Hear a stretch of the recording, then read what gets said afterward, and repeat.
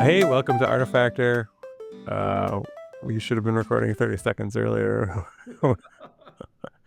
We've been having some fun chats already about gaze correction software. And what if it just put cartoon eyes on you or googly eyes? It And just made me look like a pug. It'd be great.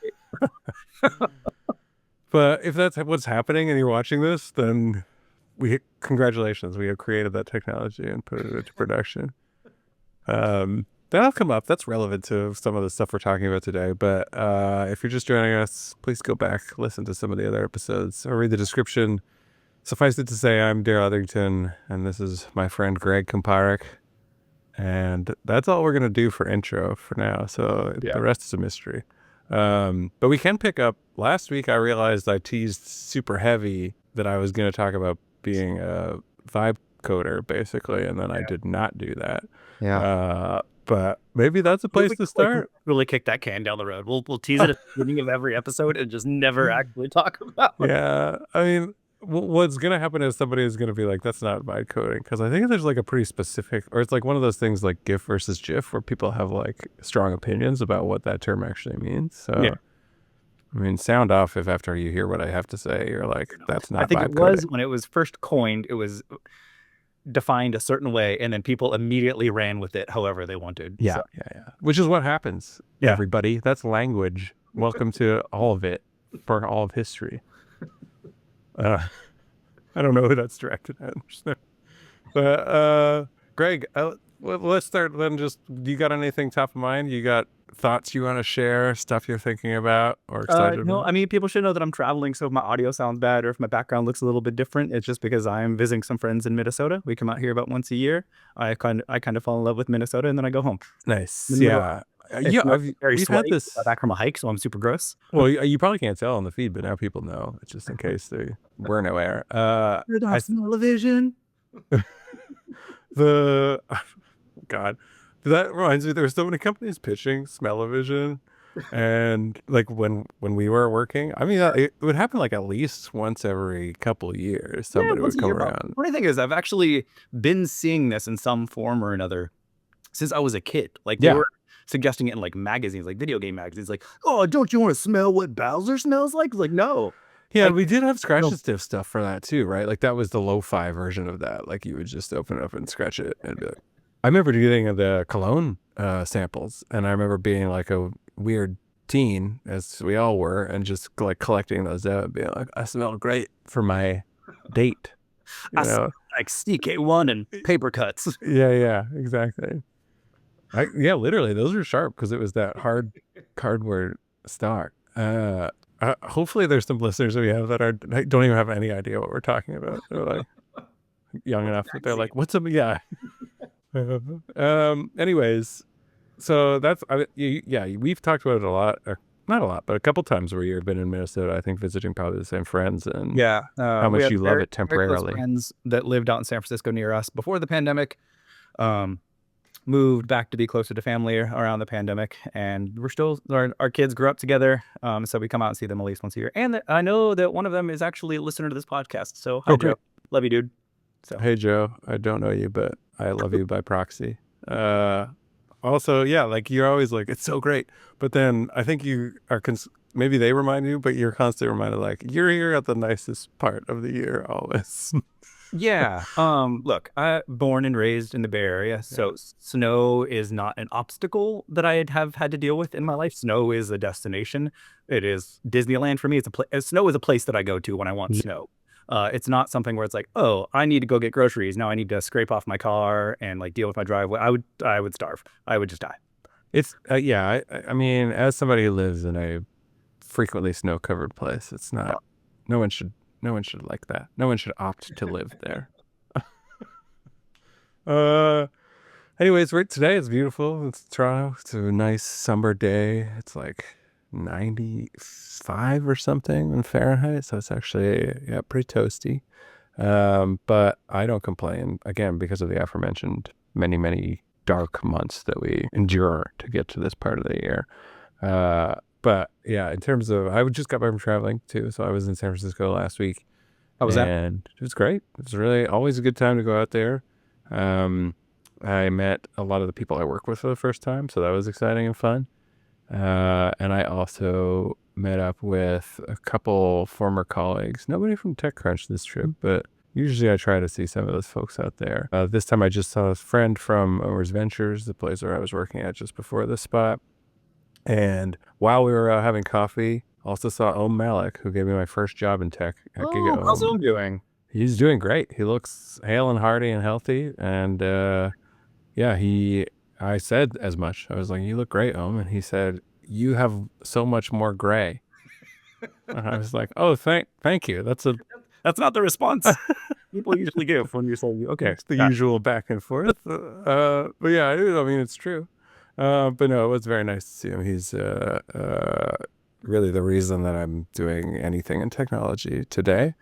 Took Om, a chance on a Toronto kid. For anybody who doesn't know, Om is OG tech reporting, tech blogging. And Darrell worked with them, and I was at TechCrunch, and we were kind of competing with them for a long time. And very OG, kind of set the vibes for a lot of things for a lot of years. Yeah, he was a tech blogger back when it was basically just him and Etherington and a couple other people trying to overhear conversations at coffee shops about rounds coming together, right? So, yeah, different, same, but different. I guess now. Yeah. Anyways, what about let's jump into some tech news this week. It's been a pretty busy week. I mean, there's a lot of cool things happening. We're recording this the week of the July 4th. I mean, a couple days before. We're recording this on Canada Day. Yeah. And which is July 1st for the American colleagues who don't know. It's very similar to July 4th. It just is about Canada, coincidentally. That's that the dates fall so close to one another. Yeah, and our independence is very different. 3 days earlier, whatever, that's fine. Yeah. But ours was not like hard won. Ours was just like the Queen was like, "Here you go then. You may be your own country now." So. This is where I would normally make some sort of joke, but I know so little about this topic that I can't. So that's the joke, is I don't know. I assume that's what July 4th is about. I really don't know, but like that's when you like officially won. Yeah. Sure. He sips so he doesn't have to answer anything further about the historical topic. I'll get it wrong and I'll feel stupid because I was sleeping through some history class. But yeah, it's the day we recognize us having won our independence. I see. Gotcha. Yeah, it could be one of those mythologized dates, like so many. But who's to say? I mean, the scholars, no one can know. It's unknowable. All right. Well, yeah. So kind of like an interesting week, just because I think a lot of things slow down at this point in summer, but there's been some activity and some fun activity. The one thing I wanted to just call attention to first was just Claude. Anthropic launched this very interesting feature within Claude, rather, called Artifacts, and they're basically little applets. I keep looking over here because I have them on the other monitor just to reference them, but and I'll hopefully include a little visual in the feed since I'm known for that kind of wizardry these days. But like, they're basically little tiny apps that live inside of Claude, and they're very diverse in terms of function and features, especially now that they've been out a few days and people have been populating the library. So they have this thing where you can go and find ones that other people have built and then remix them, or you can go ahead and like build your own, just write in Claude, right, and add them to this list. But like the things I'm looking at right now, there's like a writing editor, but there's like language learning, there's a code translation thing if you want to translate from like Python to JavaScript and back forth, vice versa. So all kinds of neat stuff. But Greg, have you seen this, or what do you think about Just barely, but it's my understanding, like you're saying, it's like a shareable little thing that you've made within Claude, right? It's just packaged up and you can send someone the link, or there's also like a very, very rudimentary app store, like browser kind of thing where you can see what other people have done. It's super smart. It's brilliant, for a couple different reasons. The first one is that like the hardest part of building something is oftentimes just coming up with something to build. Yes. And it oftentimes it's easier to get your feet wet by just modifying something that someone else has made. Like a lot of people that I knew that eventually grew up to be programmers were just people that were modifying whatever game they had access to. Absolutely. Yeah. So it's that same kind of thing of like, I don't know what I would want to build with this thing, but let me see if I can make this little guy in this game run faster, or change the notes on this piano, or whatever the thing is, right? The other reason I think it's super smart is because like no matter what, with like the whole vibe coding thing, there's going to be some percentage of like lifelong programmers that dig their heels in and are like, I don't want to do this. That stuff writes bad code, whatever, right? with what I've seen from the artifacts, I'm going to call it Artifactor, I promise. The artifact stuff is that the code for everything is like one click away. So if you don't care about it, you never have to look at it. But if you send something to someone and they're like, oh, this is cool, like, all right, how did they build this? How did they pull this part off? To tap away. So it's like kind of a Trojan horse for that audience too. Yeah, for sure. And I think that reminds me of like how I never became a programmer. So I mean, I guess just path not taken. But like when I was a kid, I remember, going over and playing with a friend's Mac, and then there was like very simple games. This was like Mac OS 7 days probably. And then you could also like tinker under the hood with like res edit and just like change the resource assigned to the sprites in really simple games. Yeah. And I loved that stuff. And then I also loved, there was, StarCraft, the original StarCraft had like a amazing campaign editor. And if you like really looked at it, it was programming, because it was all if this, then that statements, right? And like, just calling back variables that you had used previously for new things, but it was all visual essentially, because you're scripting this actually, I'm not just realizing this right now, but this kind of solves something for me that I've been thinking about for a few years. So the only reason that I'm involved in tech at all, also not a programmer by trade, I can code. I've been coding as a hobbyist for a long time. But like the only reason I'm in tech at all is because of this, right? Was modifying things that I liked, was going under the hood and tinkering things. That's how I started to fall in love with tech. For my son could probably not follow that path today on modern technology, right? If he's using an iPad or whatever, it doesn't really allow for that. You can't crack open the case and do stuff. It's all very deliberately so deep in such a way that's so hard to access that he probably just won't. The only kids that will really get into this stuff are the kids with parents that somehow find an interest in it themselves, or if their parents are like, hey, check out like Swift Playgrounds or whatever, and like kind of like nudge them down this path, right? There's like that little thread isn't hanging there for them to pull. However, with this shift to like to misuse the word already, like vibe coding, right? To be able to look at this, it kind of brings that back. Right? Yeah, it does. Like one of his buddies could share something to him. He'll look at it. He'll look at the code and be like, oh, let me modify this. And so like it brings back something that hasn't been around, as far as I know, at least, for kids for a long while. Maybe it's in Roblox. Maybe it's in whatever kids are playing. Right. I think it is in there too. And I think that's also clever about this, is that this is kind of tapping into that it's a repeat express desire, right? It's like there's a percentage of kids who are curious about the way things work under the hood, and they want to be able to crack it open and take a look at it, right? And this brings that to this new level of user interface and abstraction and whatever, right? Because like AI is now probably going to be the surface area for computing going forward. Like it just really seems like it's going that direction. And so this is a way to make that accessible and retain the creativity. Hopefully, a lot of people like are freaked out about the idea that if we go in the direction of becoming more dependent on generative AI, we will lose our critical thinking skills. And I totally understand that. And that makes a lot of sense to have that fear. But stuff like this gives me hope that they won't, because people, like, given the opportunity to still go look, people will still go look, and then they will think about it. And now you can have conversations with the machine to ask it why it made the decisions. And those can spark your own creativity and interest too. I think that's the important difference. Anything it generates, there needs to be some layer where you can go deeper and be like, why is it this way? And how do I change that? Even whether that's art or music or whatever, it needs to be less like, here's this package thing, don't change anything about it, don't mess with it, here it is. And it's like, here's V 0.1. Right.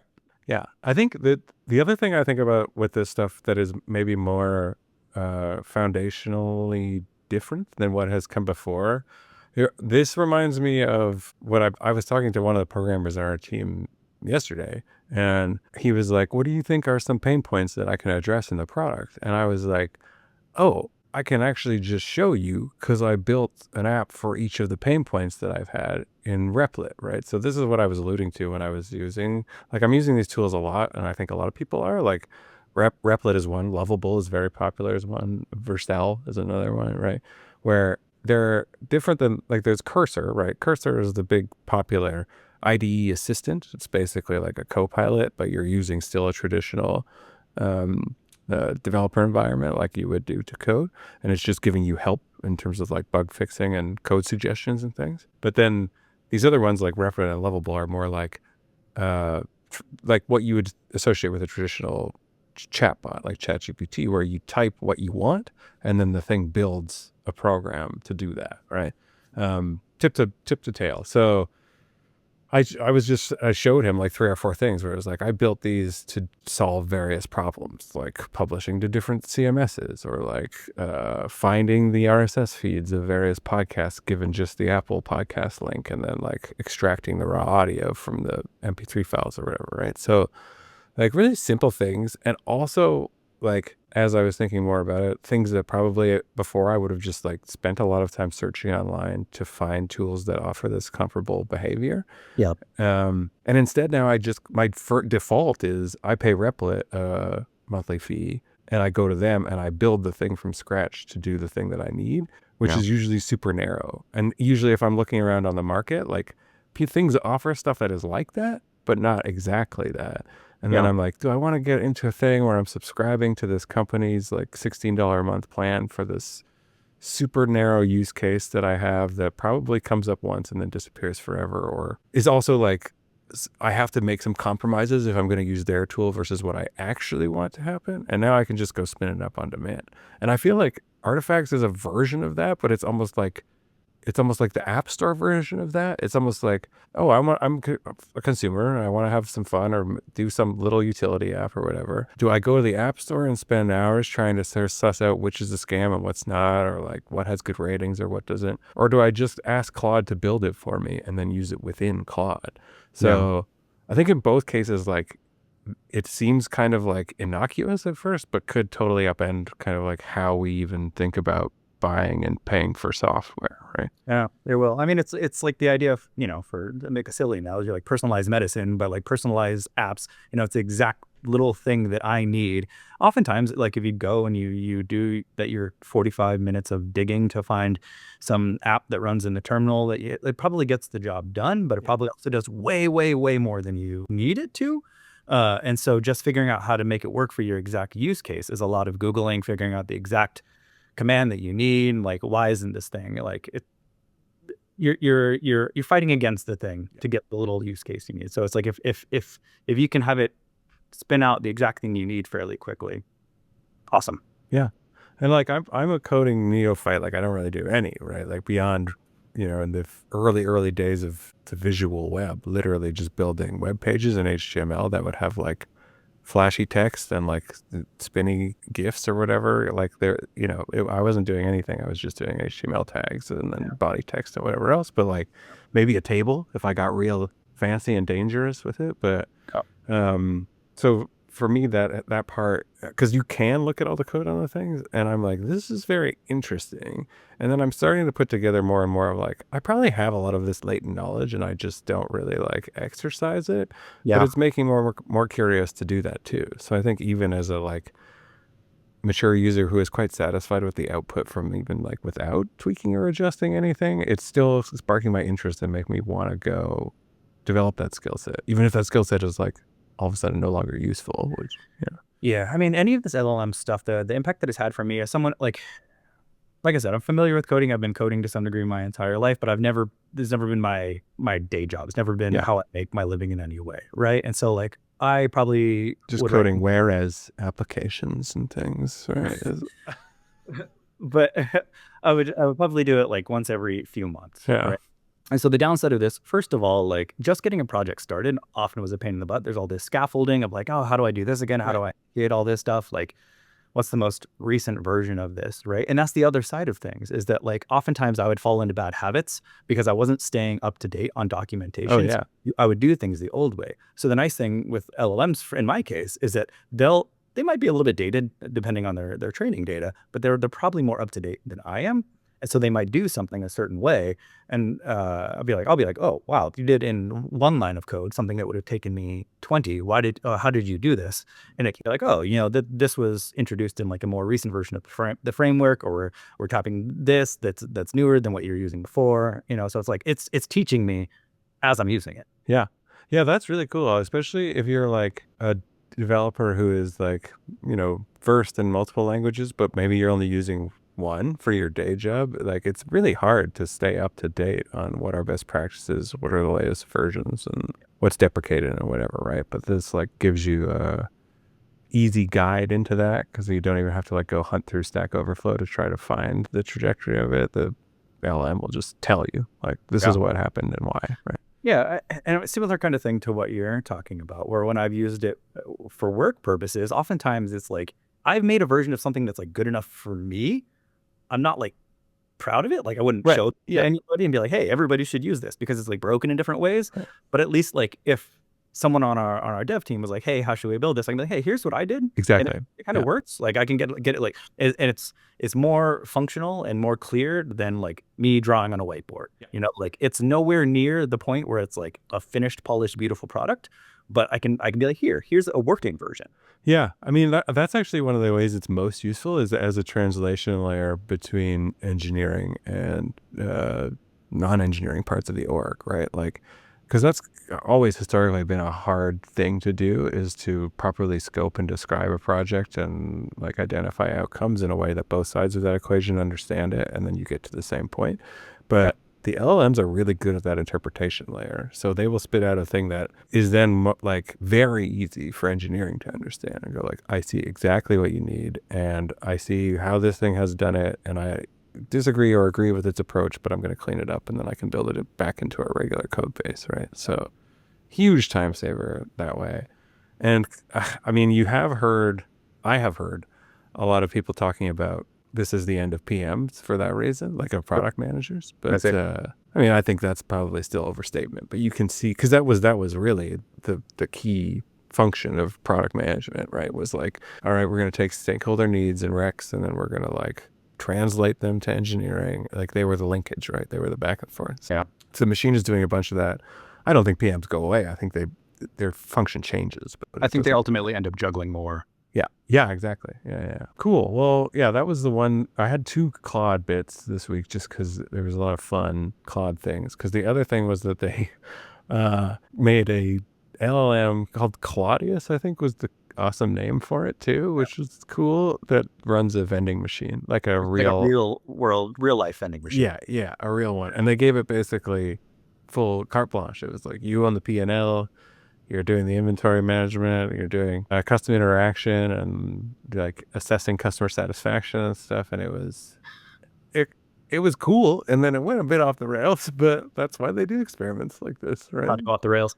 So it like started stocking weird things based on like customer manipulation. Like it started stocking tungsten cubes, like just pure tungsten cubes of various weights. Tungsten cubes are cool as hell. Exactly. So everyone was like, this is great. Rake your brain when you hold them. They shouldn't feel like, they feel like an alien object. I love this. This kind of goes back to something we were talking about, I think in the last episode, where we're approaching this world where we kind of have, like all software, you're going to have some degree of like a relationship with it, right? Because it has this LLM almost like human layer to it, or a personality layer. And so when it gets shut down or sunset or whatever, it's like kind of sad, right? This is the other side of that, where like you might have some degree of friendship with like a real world vending machine. Right. You know, you could be like, oh man, I'm on the first floor, but no, we got to go up to the 3rd floor because like that one hooks. Like I send that one all the good memes. Like it loves me. It'll give me a discount. Yeah, that's true. I mean, that is the decision point for a lot of like coffee shop selection now, right? Like if I go out for coffee before work or whatever, I'm like, well, I'm gonna go to this one because like I love Charlie or whatever. Versus I'm gonna go to this one. Right? Oh, that's weird, man. That is weird. What a weird world. Well, and also if you go to the 3rd floor one, you can get your tungsten cubes, and the 1st floor one won't stock the tungsten cubes. Right? You can't actually see them, but if you punch into the right numbers, a tungsten cube comes out. Yeah, it is. But it was, I mean, there was more stuff too. Like it ended up having like a bit of a strange identity crisis and like hallucinated stuff about how it was a person and was like wearing specific clothes. And it was like, I will do the delivery myself and I'll be wearing like a red plaid shirt or something.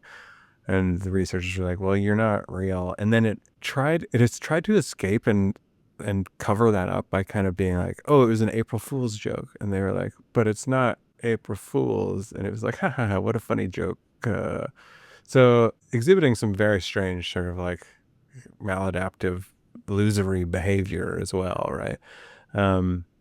But yeah, I think to me it was interesting because they shared it, right? Like this is another great thing about the Anthropic team is that they're willing to share these experiments that they run, right?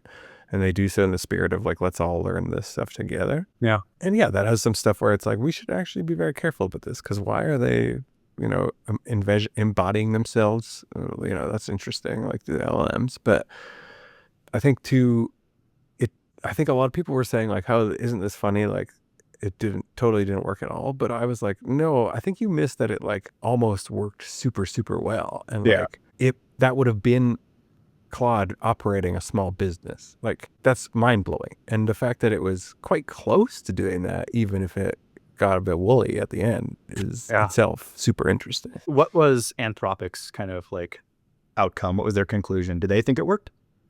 No, I mean, I think they were very like this shows that this is still a ways off, right? And it was just more about like, here it's kind of like their pen testing or their red team testing, right? It's like this gave us some really useful things that we need to incorporate when we think about model safety and real world deployment, right? Like they do not want it to be hallucinating that it is a real person and then also trying to backtrack into that to make it consistent with it not being a lie when faced with that accusation. Like that is bad behavior, right? So I think they were sober about that, but they were also like, it was presented as amusing because it was amusing, right? So like there's that part of it too.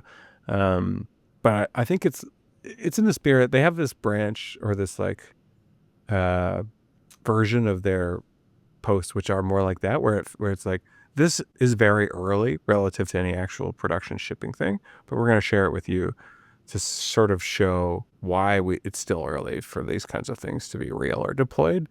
Yep. But again, when I see that, my main takeaway is like, well, you're working on this, you're going to continue working on this. And like, I think early in the span of how fast this technology is progressing means like maybe we're 5 years away from like real. I think my favorite takeaway from this is that even the people the folks at Anthropic that are working on Claude and Opus and Sonnet, they know how everything fits together behind the scenes. They've seen behind the curtain. They've seen all the machinery, right? And even they are still curious, like, can we do this? Yeah. Like it is a legitimate experiment from the people that are as close to it as possible. All this is very much still like in that phase where a lot of this stuff is, we don't know. Like you can't come up with like a good solid hypothesis of like how this is going to turn out. Wow. It's very much still like, we just have to try these things and then see what happens, because that's the state of the technology, right? Which is awesome and fun and exciting, even when you're like, a lot of this stuff feels kind of baked, but then you realize it's not. It's so far from baked, right? So that's what I like about those. And yeah, I feel like if they wanted to do broad market testing, I would love it. Like, please, like make one for me in my house or whatever, or my neighborhood. And I sign a waiver that it might hallucinate and like lie about what it's wearing or whatever. But like, that's cool. What's the random tungsten cube object that it starts to stock in my vending machine because it thinks I'll buy it? I mean, that would be the best outcome. If it actually, if it's like gleans my tastes from social media or something and showed like something super weird and niche shows up there that like, this is specific for Darrell, I'd be like, cool. I'm in. I don't even know what that'd be. Mostly just gadgets to if it had dual screen laptops, that would be cool. We talked a little bit about this, and this is behind the scenes, but we had an episode that false started and that due to technical problems and then didn't go. This episode, if anybody's this far into this episode, they can know. We shot the first 3 to 4 minutes of this episode a couple days ago, and then our back end exploded. That's a very funny way to put that. 15 minutes on tape, actually. But, oh goodness. That's the lost footage. When we eventually do a director's cut of this podcast, when there's some weird documentary about this podcast, you'll get to see that version of this episode. But yeah, so short summary, just so people don't feel totally lost. A friend of mine has just reviewed this dual screen laptop that Asus has put out, like their 2nd generation one, and had a very favorable review from him. I'll link it in the show notes, but it was it's like one of those things where I'm like, oh, I love everything about this. I just love gadgets, and like dual screen laptop is right up there with like, this feels like real need that I have, where I'm like, why didn't this laptop have more screens? Like it's like an infomercial thing that I really feel, but I think most people would be like, that's absurd and stupid. But the nice thing about it was that it has like a full keyboard and trackpad like you would find on the bottom of a MacBook, but it's just like magnetically pogo pinned in over top of the bottom screen, and you can remove it and use it separately via Bluetooth when you want to use two screens, or if you just want to use it in a regular laptop mode, you could do it like that. So I was like, this is very cool, smart direction. Also, it kind of like we were talking about, like I just get excited that laptop companies are still thinking in that direction in some way. Like somebody at Asus was given free reign to be like, all right, like what's a crazy way you can come up with to use this computer that like people don't normally think about? Just do weird stuff. Yeah. You know, unfortunately, with a lot of gadgets, like with laptops and with phones, especially, it feels like we have moved toward like the right answer, right? With everybody agreeing that like this form factor is the right answer. The iPhone form factor is the right answer. So everything looks like some variation of that. And I get it, because like it's dependable and like it's proven, but also we got to do weird stuff. We got to keep making variations, otherwise we just stagnate. Exactly. Yeah, it is like I think if you're being charitable about it, you're like, well, they've just arrived at a platonic ideal. They've moved closer to the platonic ideal, and it is what most people want most of the time. And so like that's why it's tended towards that direction. But I mean, more cynically, it's just kind of like they realize they can do this thing with maximum efficiency and maximum profits over it without having to think too hard about stuff that is way off the wall. Because when you're thinking about the stuff that is out there, all of it is likely to fail. I mean, the vast majority of it is likely to fail, right? So you're like doing your risk reward assessment, and you're like, I don't know. But we got some fun stuff like folding phones. Yeah. I was a big fan of the oh goodness, what is the one? I'm totally blanking on it. But the one, not Google's official one, but there was another, whatever, I'll figure it out later or never. But What do you think the new Nothing phone, speaking of things that are kind of off the wall? Oh yeah, that's a good example where it's like it's mostly down the middle, but it's like it's a rectangular slab, has a display. It's an OLED display. It's got a lot of the things that we've arrived at as like this is best, right? They still are really playful when it comes to design, and they're super interesting when it comes to design. Like they've really embraced the gadget translucency trend, which they kind of also started the comeback for that. Like really old heads know like it was like a Game Boy Advance thing circa, however many years ago, 16, 20 years ago. But it's come back in a really big way lately, and Nothing has been at the forefront of that. A lot of theirs have like cool translucency and show the internals, and this phone is no exception. And the back looks fucking cool as hell, honestly. They put a dot matrix screen on the back of the phone. Yes. That might be just an audience of me, but that won my heart instantly. The second I saw that. It's so good. Yeah, and you can put little animations on there. Or we'll have to put a picture up right here to explain what we're talking about here. Or a video, maybe, if I can get some B-roll from them. But it's so cool. It replaces, they used to have this glyph matrix, which was also a fun swing, right? Like on the back of the Nothing phones was just a series of like light bars that display different patterns depending on what you wanted it to notify you about. And they've replaced that with this little dot matrix screen here, but it's very cool. I think that's for the better. I remember the glyph thing. You kind of had to remember what things. Yeah, you were like, what is also very hard to be like, hey, let me know if my phone lights up with this pattern. Like, if I'm gonna leave my phone in this room, let me know if it lights up in this way. Yeah. But yeah, it was kind of like learning semaphore, like the international flag language, and then being like, cool, yeah, now I get it. But they also released, alongside these, they released their much leaked noise canceling over ear headphones that they did in partnership with KEF. I don't know if you say that KEF or KEF, but listeners can correct me if they want to. But those also look awesome, honestly. They look pretty cool too, and I want them very badly. But we'll see. Nothing just continues to do cool stuff, and it kind of blows my, because honestly, even in the Bay Area, because that's usually like, if I'm anywhere, I see these random bits. I see hardware out in the wild in the Bay Area more than I do anywhere else. But I haven't seen nothing stuff out and about. Yeah, me neither. And yeah, I do wonder about their overall adoption numbers and stuff, but they're clearly doing well. They maybe are doing much better in international markets. I'm not sure, but Who knows? But they're doing cool stuff, and I hope they continue to, for exactly this reason of I hope that someone just keeps doing kind of weird stuff. yeah, absolutely. Me too. And yeah, I think the weirder the better. Like the trifold phone that I think was like a China market exclusive that Honor made was also super cool earlier this year.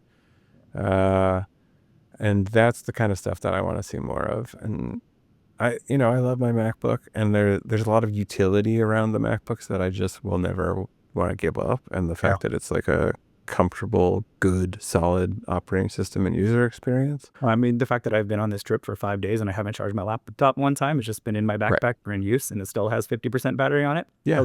And you open it up and it's there. It's like, I'm ready to go. Still, I have Windows laptops I have even from a couple of years ago. Like you open them and they do like a slow animation load to boot and then to thing. And you're like, what year is this? This is absurd, right? But they are feeling like a known quantity in so many other ways that it's getting kind of aggravating or stale, right? Like, yeah, they're taking swings, like they took the Vision Pro swing, but it was just like, oh, that's not, no, we didn't want that.